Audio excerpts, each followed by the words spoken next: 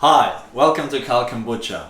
My name is Carl and in this video I'm going to show you how to assemble your tap to your kombucha jar or glass jar.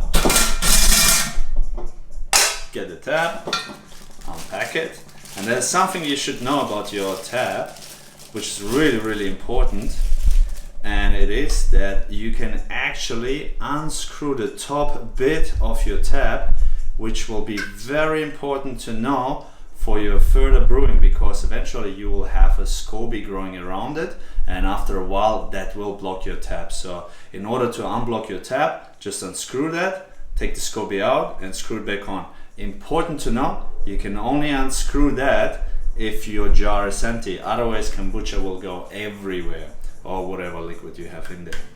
So screw it back on. Let's assemble the tap to the jar. In short, the silicone seal is actually in your jar. That is required to form a seal connection between your tap and the jar. So stick your tap into the jar. Ensure it's pointing upwards. It will make sense in a second. Take your nut and screw the nut tightly onto the jar, pretty much as tight as you can. You can use a tissue in order to have more grip on the nut. That can be very helpful. Make sure you tighten it like all the way, as much as you can by hand. Once this is done, you take your tap and rotate it clockwise while holding the nut inside the jar until your tap is pointing downwards.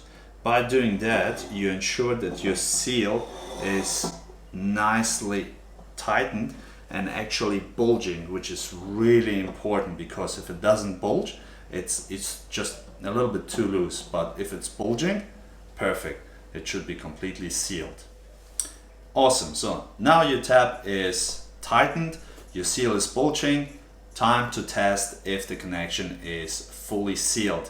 Simply fill up your jar full of water and leave it for a few minutes and check if it leaks anywhere, just as slightly as here.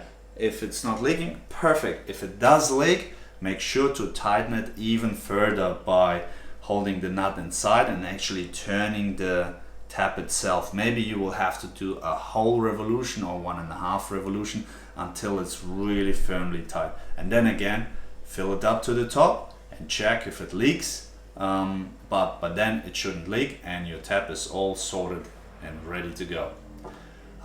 Thank you very much for watching this video. If you enjoyed this and want to see more awesome tips on kombucha brewing and equipment, please subscribe.